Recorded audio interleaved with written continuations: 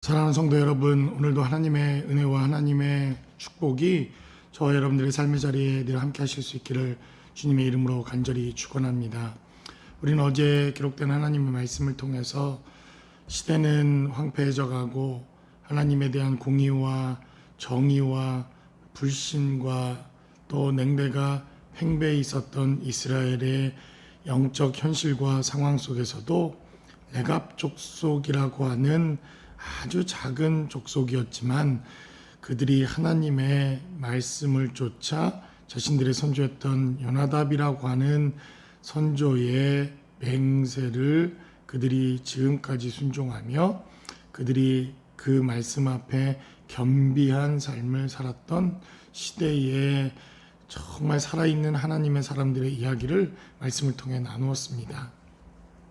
이렇게 하나님께서 예레미야에게 왕과 그리고 많은 이스라엘의 영적인 지도자들이 타락하고 마치 무너져가는 것과 같은 풍전등화 같은 현실과 상황이었지만 그래도 깨어있는 이런 수많은 사람들이 곳곳에 남겨져 하나님의 나라를 세워나갈 것이라고 하는 새로운 희망과 소망의 메시지가 예레미야에게 전달됩니다.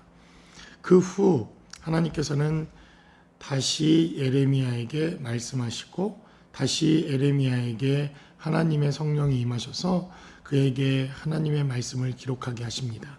오늘 본문에 기록되어져 있는 예레미야서 36장 1절로 19절까지는 이제 여호야김이라고 하는 이 하나님의 왕이 하나님의 마지막 심판에 앞서 하나님 주시는 마지막 기회의 메시지가 오늘 본문에 기록된 말씀을 통해 기록되어져 있습니다. 하나님은 여호야김의 실정과 그가 하나님을 떠나 하나님의 말씀을 저버리고 이스라엘 백성들이 우상을 숭배하고 하나님의 경고의 메시지를 듣지 않았음에도 불구하고 그를 단숨에 심판하거나 버리지 아니하시고 마지막 기회를 주십니다. 오늘 본문에 기록되어져 있는 1절은 기록하기를 유다의 요시야 왕의 아들 여호야김 제4년에 여호와께로부터 예레미야에게 말씀이 임하니라 이르시되라고 성경은 기록합니다. 그리고 2절은 기록하기를 너는 두루마리 책을 가져다가 내가 내게 말하던 날 곧 요시야의 날부터 오늘까지 이스라엘과 유다와 모든 나라에 대하여 내가 내게 일러준 모든 말을 거기에 기록하라 이렇게 증거합니다. 그래서 예레미야는 자신의 비서였던 바룩이라고 하는 사람을 불러 초청하여 하나님께서 비록 그가 감옥에 갇혀 있지만 감옥에서부터 들었던 하나님의 말씀과 하나님의 계시를 받아 적게 합니다. 그리고 하나님께서 예레미야에게 명령하셨던 그 명령 그대로 바룩에게 명령하여 너는 예루살렘 성으로 들어가라. 그리고 그 성 안에 들어가 하나님의 성전에서 다시 하나님의 말씀을 선포하고 하나님이 주신 언약의 메시지를 증거하면 반드시 그 말씀에 반응하고 반드시 그 말씀의 역사하는 하나님의 사람들이 있을 것이라고 하는 것을 바룩에게 증거합니다. 그래서 오늘 기록된 메시지를 살펴보면 6절과 7절은 기록된 대로 너는 들어가서 내가 말한 대로 두루마리에 기록한 여호와의 말씀을 금식일에 여호와의 성전에 있는 백성의 귀에 낭독하고 유다 모든 성읍에서 온 자들의 귀에도 낭독하라 이렇게 증거하고 있습니다. 결국 마지막 하나님이 주시는 기회라고 하는 것은 하나님의 말씀입니다. 시대가 암울하고 시대가 어렵고 우리에게 재앙과 또 근심과 걱정의 시대일수록 우리가 하나님의 말씀을 의지하고 주의 말씀을 붙들고 말씀이 선포되고 말씀만이 선포되어지는 이러한 삶의 자리가 필요한 것은 말씀이 우리를 살리고 말씀이 우리에게 희망과 소망과 생명을 주기 때문에 그렇습니다. 그래서 10절에 기록된 말씀을 살펴보면 이제 예레미야의 명령을 들었던 바룩이라고 하는 이 비서가 에레미야의 예언된 메시지를 그가 받아 적고 그는 하나님의 말씀을 전합니다. 10절에 기록된 대로 바룩이 여호와의 성전 윗뜰 곧 여호와의 성전에 있는 세문 어귀 곁에 있는 사반의 아들 서기관 그마리아의 방에서 그 책에 기록된 에레미야의 말을 모든 백성에게 낭독했다. 성경은 이렇게 증거합니다. 설교라고 하는 것도 결국은 하나님의 말씀을 전하는 것입니다. 많은 설교자들의 실수가 있다고 한다면 자신의 생각을 강요하거나 자신의 사상과 이론과 혹은 정치 혹은 사회적인 문제들을 자꾸 설교에서 다루려고 합니다. 물론 이것도 때때로 필요합니다.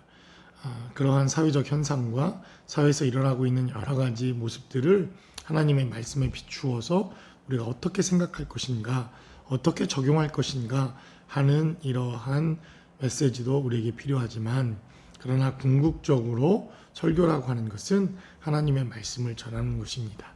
하나님의 말씀의 원리가 무엇인지, 그 원리를 우리는 어떻게 적용할 것인지, 그 원리를 우리가 배우고 이 시대에도 살아 역사하시는 하나님의 말씀을 통해서 우리는 어떻게 결단하고 살아가야 하며 하나님의 말씀이 지금도 역사하고 있는가 하는 것을 경험하는 것, 이것이 우리 신앙생활에 있어서 가장 중요한 이러한 삶의 원리요 신앙생활이라고 하는 것을 우리는 기억해야 합니다. 그래서 오늘 본문에 기록된 이 바룩의 말씀 선포를 살펴보면 그는 자신의 생각과 자신의 뜻을 가감하지 않습니다. 기록된 말씀을 전하고 기록된 말씀을 낭독했다. 성경은 이렇게 전하고 있습니다. 여러분들이 느헤미야서에 기록되어져 있는 메시지를 살펴보면 그네들이 3차, 1차, 2차, 3차 포로 귀환이 이루어지고 그들이 다시 예루살렘 성으로 돌아왔을 때 느헤미야는 기록되어져 있는 하나님의 말씀을 강독합니다. 쉽게 말하면 말씀을 읽었다는 것입니다. 말씀을 읽었는데도 그들은 수문이라고 하는 곳에 모여 말씀이 선포되자 가슴이 뜨거워지고 그들은 하나님의 은혜와 생명 앞에서 벌떡 일어나 두 손을 들고 아멘, 아멘, 아멘으로 그들은 말씀을 화답합니다. 이렇게 하나님의 말씀 능력과 힘이 있고 생명이 있는 것을 봅니다.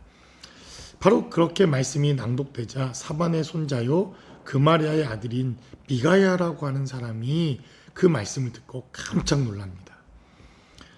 강력한 하나님의 말씀이 미가야를 움직인 것입니다. 그러자 그가 왕궁에 내려가서 서기관의 방에 들어가 모든 고관들이 모여있는 그곳에서 하나님의 말씀이 이렇게 선포됐다고 하는 것을 또 미가야라고 하는 사람은 전하게 됩니다. 굿뉴스, 복음이라고 하는 것은 바로 이것입니다. 복음의 소식을 들으면 그 들었던 복음의 소식을 전하는 것, 이것이 전도입니다. 이것이 성경이 말하고 있는 복음 전파, 전도라고 하는 이러한 영적인 삶의 모습입니다. 13절에 기록된 말씀을 살펴보면 미가야가 바룩의 메시지를 듣고 바룩이 백성의 귀에 책을 낭독할 때 들은 모든 말을 고위 관직들에게 전했다, 이렇게 말합니다. 왕을 보필하고 있었던 여호야김을 보필하고 있었던 고위 관직들이 미가야라고 하는 사람의 전해진 하나님의 말씀을 듣고 그들도 동일하게 깜짝 놀랍니다. 그러나 반응은 달랐습니다. 어떤 반응이었습니까? 미가야는 이 고위 관직들, 고관들에게 하나님의 말씀을 전하고 하나님의 말씀이 이렇게 선포되었다, 이렇게 선언합니다. 그런데 너무나도 안타깝게도 그 메시지를 들었던 고관들은 왕이었던 여호야김에게 하나님의 말씀을 전하기보다는 바룩에게 이렇게 말합니다. 도망가라, 피하라. 이 메시지를 여호야김이 듣게 되면 너도 반드시 에레미야처럼 죽임을 당하거나 감옥에 갇히게 될 것이니 속히 도망가라, 이렇게 말하는 것을 우리가 19절에 기록된 메시지를 통해 보게 됩니다. 19절은 기록하기를 이에 고관들이 바룩에게 이르되 너는 가서 에레미야와 함께 숨고 너희가 있는 곳을 사람에게 알리지 말라 하니라 라고 성경은 기록합니다. 마지막 기회를 놓치고 마는 것입니다. 하나님의 말씀이 선포되고 말씀이 증거되는데도 여전히 자신의 생각들과 자신의 사고가 하나님의 말씀이 역사하지 못하도록 그들이 불순종하는 이러한 모습, 이것이 이스라엘 백성들이 패망할 수밖에 없었던 진짜 이유였다고 하는 것을 성경은 강력하게 우리에게 증거합니다. 저는 코로나 때문에 세상이 멸망한다고 생각하지 않습니다. 물론 우리에게 위험이 있고 어려움이 있습니다. 코로나 때문에 멸망하는 것이 아니라 코로나 시대에도 하나님의 말씀을 듣지 못하고 말씀으로 돌아가지 못하고 예배를 폐하고 하나님의 은혜 가운데 우리가 거하지 못하면 그것이 우리를 망하게 하는 것입니다.